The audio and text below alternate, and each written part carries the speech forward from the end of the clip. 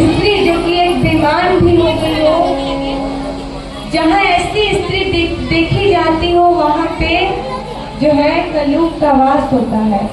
सुना, चौथा स्थान सुना, जहाँ हिंसा हो, कलह कलेश हो, हिंसा हो, वहाँ पे भी कलयुग जो है रहता है। ये 4 स्थान राजा परीक्षित ने कलयुग को दिए।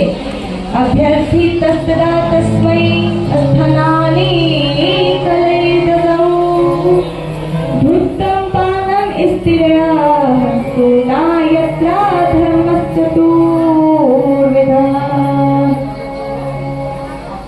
लेकिन कलयुग को इससे भी संतुष्टि नहीं, कहता है कि महाराज आप हमें एक और ऐसा स्थान दीजिए जहाँ की मैं रहूं। तब परीक्षित राजा ने उन्हें 5वां स्थान उसको कौन सा दिया? स्वर्ग दिया, जहाँ की लोग धन संपत्ति सोना सोना हो, धन संपत्ति हो, जहाँ लोग चोरी करके बेईमानी से कमाते हो, वहाँ पे भी कलयुग जो है रहता है। अर्थात इन 5 जगहों पे कलयुग का वास होता है। और कलयुग जो है गया और इस स्थान पे उसका निवास हुआ। अब परीक्षित राजा ने धर्म को बताया, उनको संतावना दी और माता पृथ्वी जो कि गाय का रूप धारण की थी उनको भी समझाया कि अब मेरे राज्य काल में कोई भी पृथ्वी को, धर्म को, किसी को भी सता नहीं सकता। धर्म मेरे राज्य काल में केवल धर्म रहेगा और माता पृथ्वी सुरक्षित रहेगी। लोग इस पृथ्वी पर केवल धर्म ही धर्म करेंगे। तो धर्म को और पृथ्वी को राजा परीक्षित जो है संतावना दिए और अपने महल में आए। तो उन्होंने अपने लिए ढूंढना प्रारंभ किया। जितना सारा रूम था, घर थे, महल थे, राजा परीक्षित सब जगह गए और ढूंढने लगे कि कोई कुछ मुझे मिल जाए। मेरे दादा ने, मेरे परदादा ने, मेरे पिता ने, आखिर मैं जरा देखूं तो सही कि मेरे लिए क्या रख कर गए हैं। राजा परीक्षित बहुत ढूंढे तो अंत में उन्हें एक संदूक में एक मुकुट मिला था। वो मुकुट कौन था? जरासंध का मुकुट था। जब भीम ने जरासंध को मारा था तो वही जरासंध का वो स्वर्ण मुकुट वो लाए थे और रख दिए थे।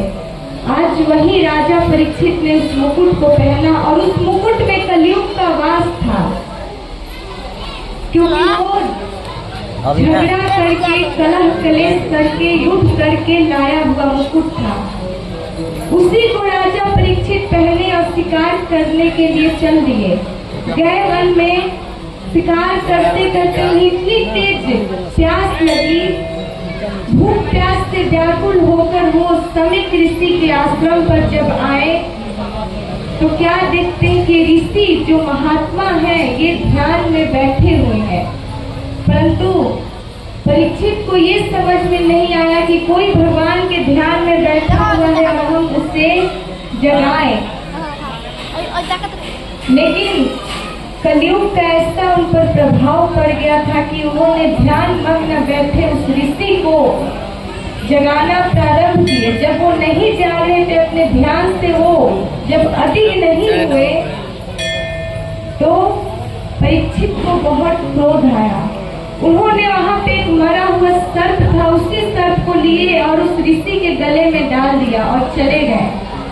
और कुछ दूर पर ही समीक ऋषि के पुत्र श्रृंगी ऋषि कुछ बालकों के साथ खेल रहे थे।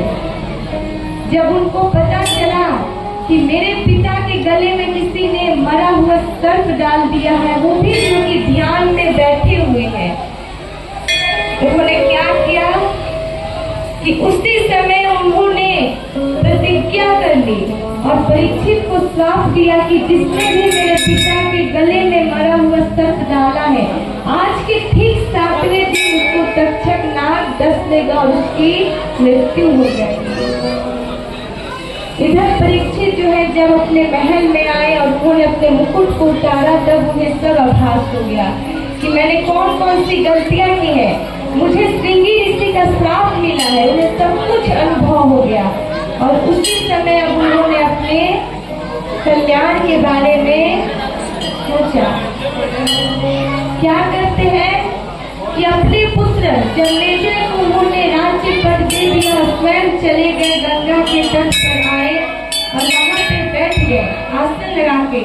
वहां पे जितने साधु संत महात्मा जितने लोग आ रहे थे, परीक्षित राजा सबकी स्वागत सत्कार विधि पूर्वक पूजा करते थे। अब सोच रहे कि कोई मेरा कल्याण करे, ऐसा मैं क्या करूं कि स्टार्टिंग में जो मरता हो उसका कल्याण हो। उसी समय भगवान की प्रेरणा से सुखदेव जी आए। सुखदेव जी की उम्र उस समय 16 वर्ष की थी।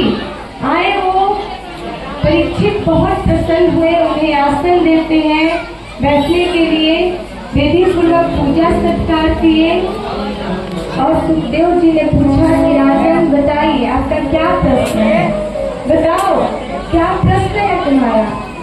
कहते हैं कि गुरुदेव मेरा 2 प्रश्न है। एक पहला कि जिसको क्षण भर में ही मरना हो उसको क्या करना चाहिए, और जिसको 7 दिन के अंदर मरना हो उसको क्या करना चाहिए, उसका कल्याण किस प्रकार हो। अब जरा मुझे ये बताइए। सुखदेव जी बड़े प्रसन्न हुए, कहते हैं कि राजन तुमने मेरे से प्रश्न बहुत सुंदर किया है। ये प्रश्न तुमने ऐसा किया है कि सुनो, जिसको कहते हैं कि जो जिसके लिए थोड़ा भी समय हो, यानी कि जिसको पता चल जाए कि मैं